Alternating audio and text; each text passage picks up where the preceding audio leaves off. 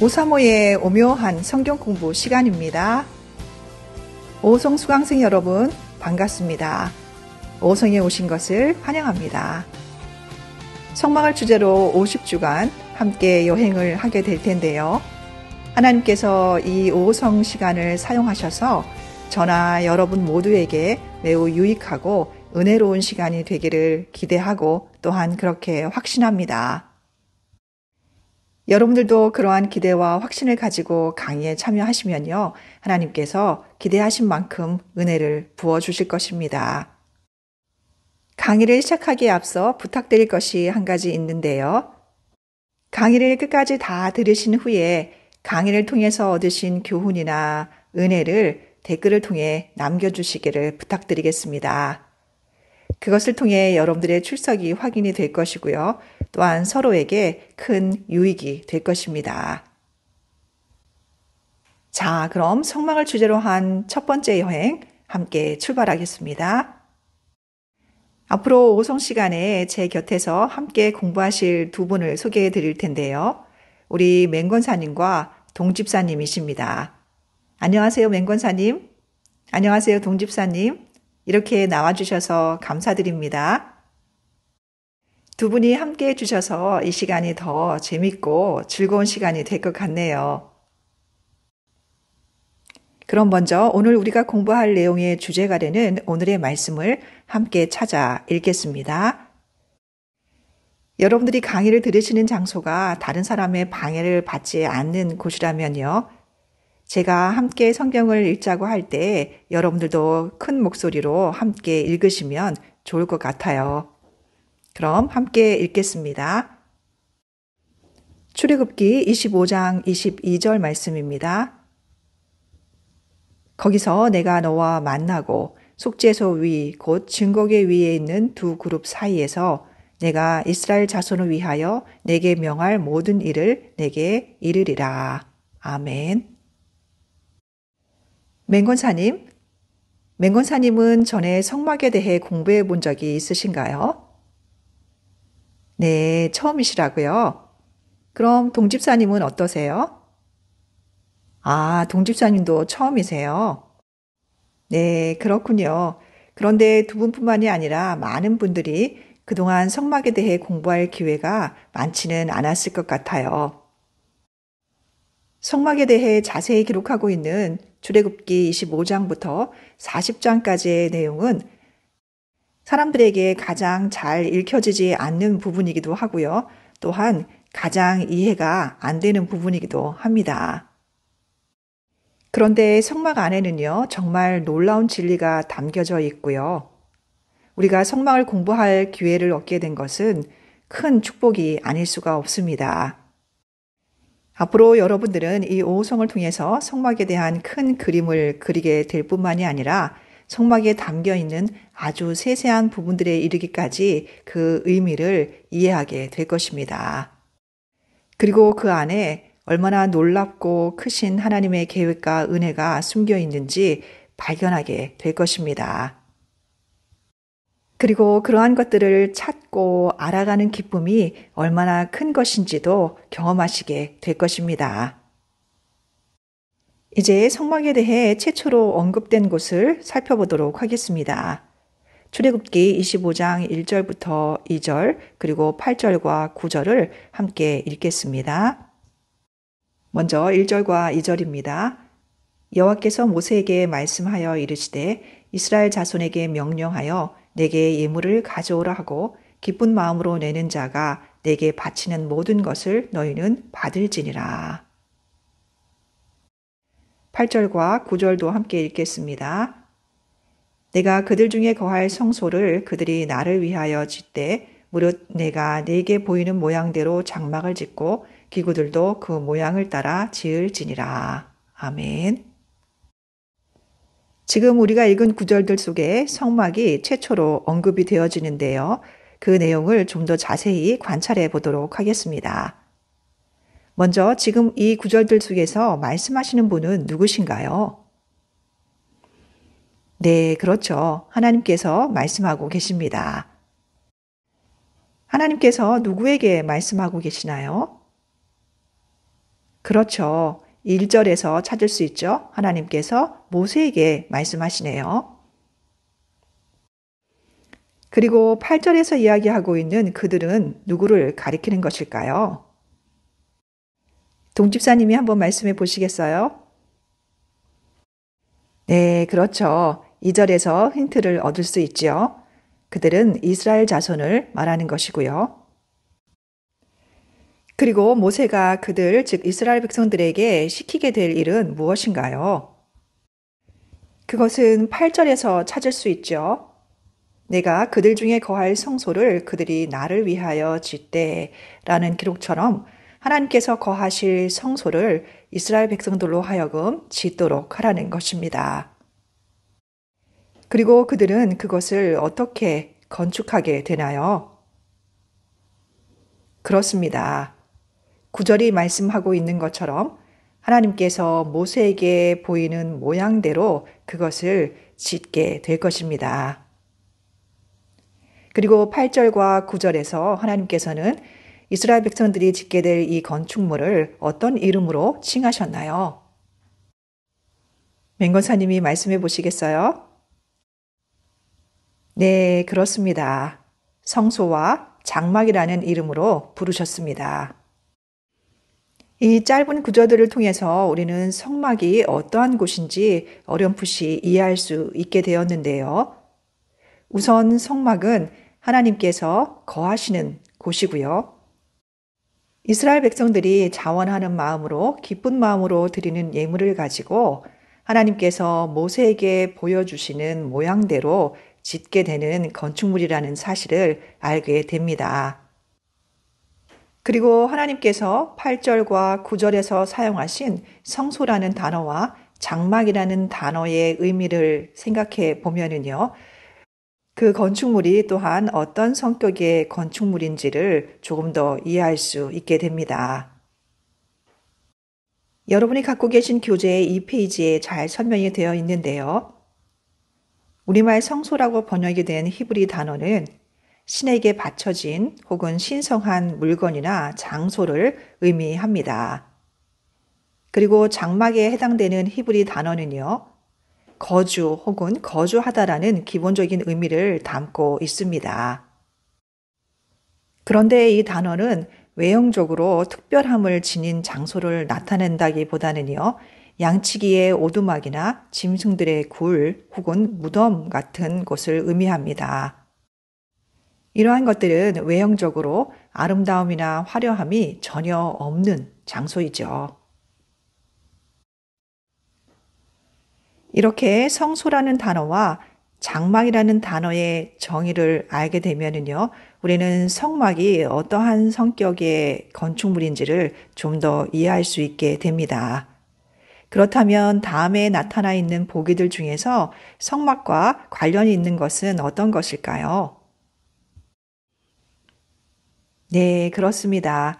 성막은 신성한 장소이고요. 피난처이기도 합니다. 또한 성막은 임재의 장소이면서 성결의 장소이고요. 신성하게 구별된 장소입니다. 네, 이렇게 우리는 성막에 대해 조금씩 알아가고 있는데요. 성막과 관련된 구절들을 좀 더 찾아보도록 하겠습니다. 먼저 출애굽기 25장 22절을 찾아볼까요? 함께 읽겠습니다. 거기서 내가 너와 만나고 속죄소 위 곧 증거계 위에 있는 두 그룹 사이에서 내가 이스라엘 자손을 위하여 내게 명령할 모든 일을 내게 이르리라. 그리고 29장 42절부터 43절을 함께 보겠습니다. 이는 너희가 대대로 여호와 앞 회막문에서 늘 드릴 번제라. 내가 거기서 너희와 만나고 내게 말하리라. 내가 거기서 이스라엘 자손을 만나리니 내 영광으로 말미암아 회막이 거룩하게 될지라. 아멘. 그리고 30장 6절을 찾아볼까요? 그 제단을 증거계 위 속죄소 맞은편 곧 증거계 앞에 있는 휘장 밖에 두라. 그 속죄소는 내가 너와 만날 곳이며 그리고 마지막으로 30장 36절입니다. 그 향 얼마를 곱게 찌어 내가 너와 만날 회막 안 증거계 앞에 두라. 이 향은 너희에게 지극히 거룩하니라.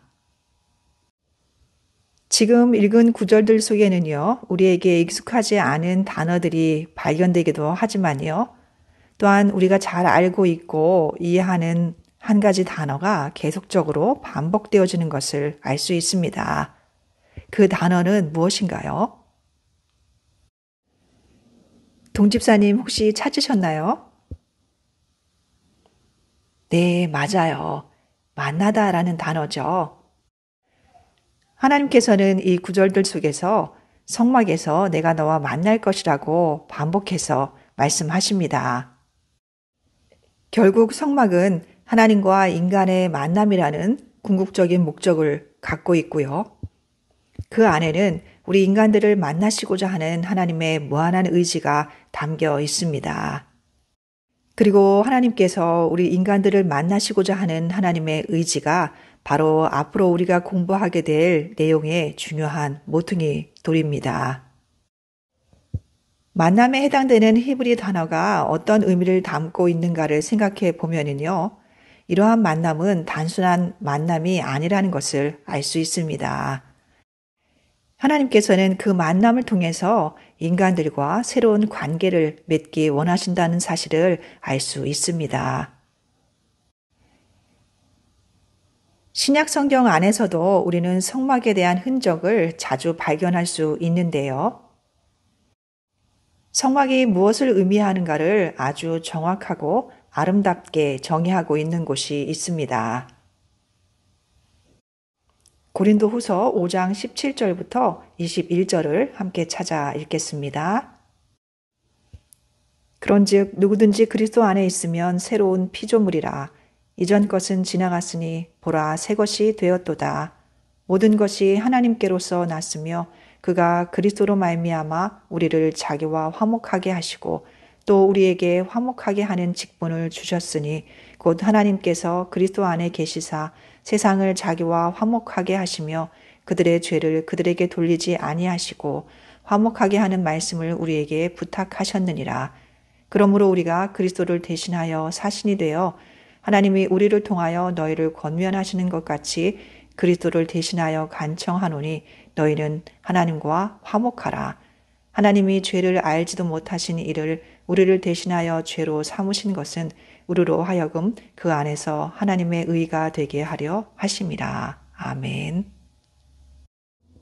지금 읽은 내용에서 우리는 아주 중요한 단어를 하나 발견하게 되는데요. 그것은 화목이라는 단어입니다. 화목이란 무엇인가요? 그것은 범죄로 인해 하나님을 떠나 하나님과 원수된 인간이 다시 하나님께로 돌아가 하나님의 자녀로 복귀하게 되는 것을 의미합니다. 18절은 이렇게 말하고 있습니다.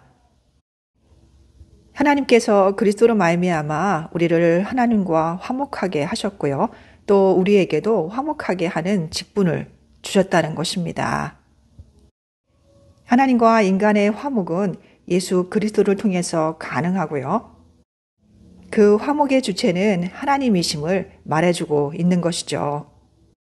구약의 성막이 하나님과 인간 사이의 화목을 의미한다는 사실이 참으로 놀랍지 않나요?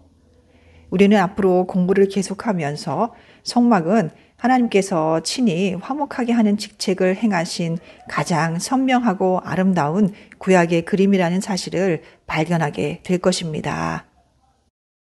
그렇다면 하나님과 인간 사이에 왜 화목이 필요하게 되었을까요?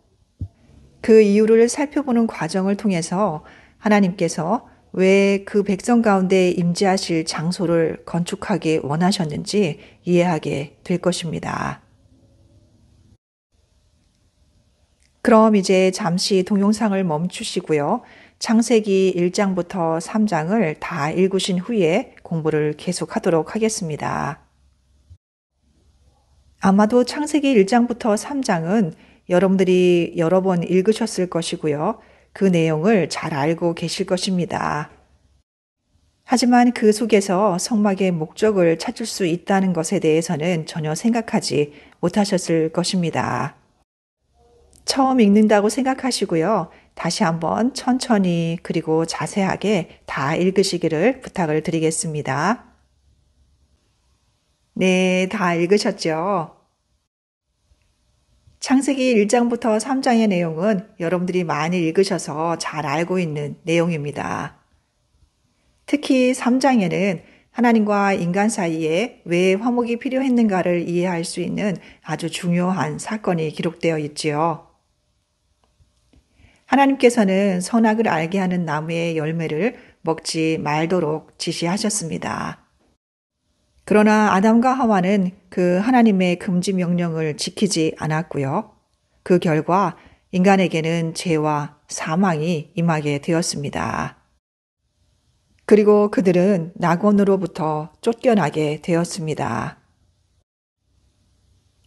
이렇게 중대한 사건이 벌어지고 있는 동산 한가운데서 자칫하면 우리가 놓치기 쉬운 부분이 있는데요. 그것은 창세기 3장 8절부터 9절이 말하고 있는 의미입니다. 창세기 3장 7절은 인간이 범죄한 후에 어떠한 상태가 되었는지를 아주 잘 기록하고 있는데요. 이에 그들의 눈이 밝아져 자기들이 벗은 줄을 알고 무화과 나무 잎을 엮어 치마로 삼았더라. 범죄한 인간은 즉시 자신들의 타락한 상태를 보게 되었고요. 수치심을 느낀 그들은 무화과 잎으로 자신들의 부끄러움을 가리고자 하였습니다. 이러한 행동은 매우 의미심장합니다.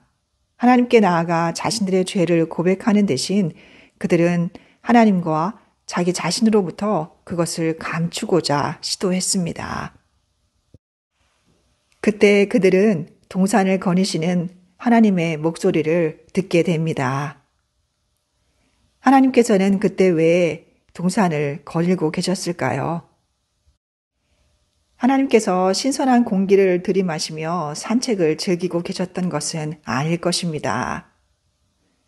범죄한 인간이 하나님께 즉시 돌아오기를 기다리고 계셨겠지요. 그러나 그들은 하나님의 음성을 들었을 때에 하나님의 낯을 피하여 동산 나무 사이에 숨었습니다.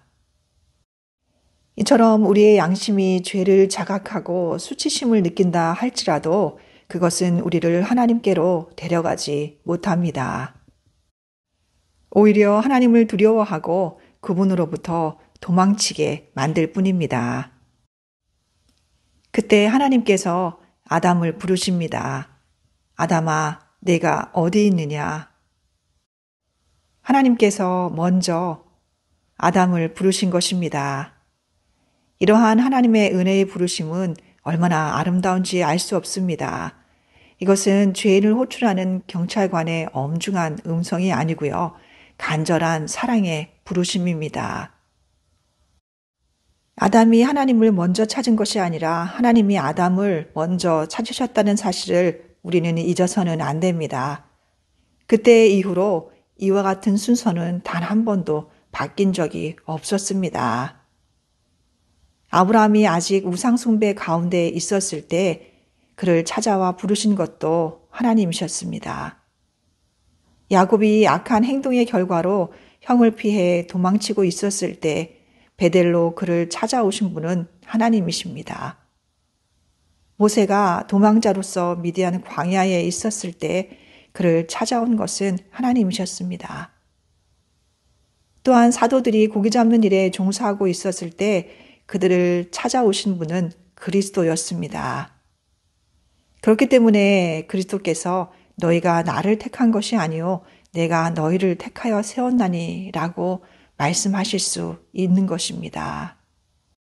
말로 다할 수 없는 사랑으로 잃어버린 영혼을 먼저 찾아오신 분은 하나님이십니다. 저와 여러분을 먼저 찾아주신 분도 역시 우리 하나님이십니다. 하나님께서 아담을 찾으신 것은 아담에게 있어서는 죄를 고백할 수 있는 아주 좋은 기회였습니다. 하나님께서는 이렇게 물으셨습니다. 내가 내게 먹지 말라 명한 그 나무 열매를 내가 먹었느냐? 이러한 질문에 대한 아담의 대답은 무엇이었나요? 상하고 통회하는 마음으로 자신의 죄를 고백하는 대신 그는 변명으로 일관했습니다. 그것은 하와도 마찬가지였죠. 그리고 이것은 오늘날 우리들도 마찬가지입니다. 결국 그들이 내세운 핑계는 도리어 그들의 죄책을 더욱 무겁게 만들 뿐이었습니다. 모든 핑계들은 아무 쓸모 없었고요. 사람은 결국 거룩하신 하나님 앞에서 죄인일 뿐이었습니다. 17절과 18절이 기록하고 있는 죄의 결과들 중에 오늘은 가시라는 단어에 집중해 보고자 합니다. 첫 번째 아담의 실패의 결과물인 가시는 두 번째 아담인 그리스도의 몸에 박히게 됩니다. 마태복음 27장 29절은 가시관을 엮고 그분의 머리에 씌웠다고 기록하고 있습니다. 그분의 몸에 깊고 고통스럽게 박힌 그 가시들은 바로 우리 인간의 죄악 때문이었습니다. 하지만 그리스도께서 그 가시면류관의 고통을 묵묵히 견뎌주셨기에 우리는 하나님의 은혜를 누릴 수 있게 되었습니다. 자신에게 있던 육체의 가시를 통해 하나님의 은혜를 고백했던 한 사람을 우리는 잘 알고 있지요. 바로 사도 바울인데요. 그가 어떤 고백을 했는지 고린도후서 12장 7절부터 9절을 통해서 확인해 볼까요? 여러 계시를 받은 것이 지극히 크므로 너무 자만하지 않게 하시려고 내 육체의 가시 곧 사탄의 사자를 주셨으니 이는 나를 쳐서 너무 자만하지 않게 하려 하심이라. 이것이 내게서 떠나가게 하기 위하여 내가 3번 주께 간구하였더니 나에게 이르시기를 내 은혜가 내게 족하도다. 이는 내 능력이 약한 데서 온전하여짐이라 하신지라. 그러므로 도리어 크게 기뻐함으로 나의 여러 약한 것들에 대하여 자랑하리니 이는 그리스도의 능력이 내게 머물게 하려 함이라. 아멘. 사도 바울은 그를 향한 하나님의 은혜가 충분함을 알게 하시려고 하나님께서 그에게 가시를 주셨다고 설명하고 있습니다. 그리스도께서 그 머리에 가시면류관을 쓰신 그날이 바로 하나님의 풍성하신 은혜가 완전해진 날이었던 것처럼요. 우리에게 있는 가시, 그러니까 우리를 힘겹게 하고 고통스럽게 한다고 느껴지는 그 어떤 것이 사실은 하나님의 크신 은혜의 통로일 수 있습니다. 이제 마지막으로 한 가지만 더 살펴보고 오늘 공부를 마무리하겠습니다. 창세기 3장 21절에는 하나님께서 아담과 그의 아내를 위하여 가죽옷을 지어 입히셨다고 기록하고 있는데요. 이것이 의미하는 바가 실로 크다고 할 수 있습니다. 죄를 지은 인간은 무화과 나무로 치마를 만들어 자신들의 부끄러움을 가리고자 하였습니다. 그러나 그것들은 오래가지 못했습니다. 곧 말라 부스러지고 말았습니다. 그런데 하나님께서는 그들 스스로 만든 그들의 부끄러움을 가릴 수 없는 무화과로 만든 치마 대신 가죽옷을 지어 입히셨습니다. 가죽을 얻기 위해서는 무죄한 동물이 죽임을 당해야 했고요. 피를 흘려야만 했습니다. 이것은 우리에게 죄인의 구원에 대한 그림을 제공해 줍니다. 피 흘림이 없이는 사함이 없다는 근본적인 진리를 선포해 주시는 사건이고요. 죄인을 위해서는 무죄한 자가 대신 죽는 대속의 원리를 보여주는 사건입니다. 이것이 바로 하나님께서 죄 없으신 아들을 통해 죄인들을 구원하시고자 하는 은혜의 강물의 근원지입니다. 죄 없으신 분의 죽음과 피 흘림을 통해 타락과 멸망 가운데 떨어진 죄인의 수치를 가려줄 옷이 준비되었습니다. 변함없는 신실하신 우리의 하나님께서는 지금도 똑같은 방법으로 죄인들을 덮어주십니다. 바로 죄 없으신 그분의 피 흘림과 죽음을 통하여서 우리의 죄를 덮어주십니다. 기도하겠습니다. 하나님 아버지 감사드립니다. 저희들이 잠깐 하나님의 말씀을 들여다보았지만 그 속에서 크고 깊으신 하나님의 사랑과 은혜를 발견하게 됩니다. 언제나 먼저 우리를 찾아와 주시고 우리와 교제하기 원하시는 하나님의 음성에 귀를 기울이게 하여 주시옵시고 앞으로 오송 시간을 통하여서 그 크신 하나님의 은혜를 더욱 깊게 발견하는 저희들 될 수 있도록 인도하여 주시옵소서. 예수님의 이름으로 기도드렸습니다. 아멘. 혹시 당신에게도 바울처럼 하나님의 풍성한 은혜를 발견하게 하는 가시가 있나요? 혹은 당신이 하나님께 지속적으로 없애주시기를 구하였으나 하나님께서 노라고 응답하신 당신만의 가시가 있나요? 만약 그렇다면 그것을 통해 하나님의 풍성한 은혜를 발견하시는 한 주간 되시기 바랍니다.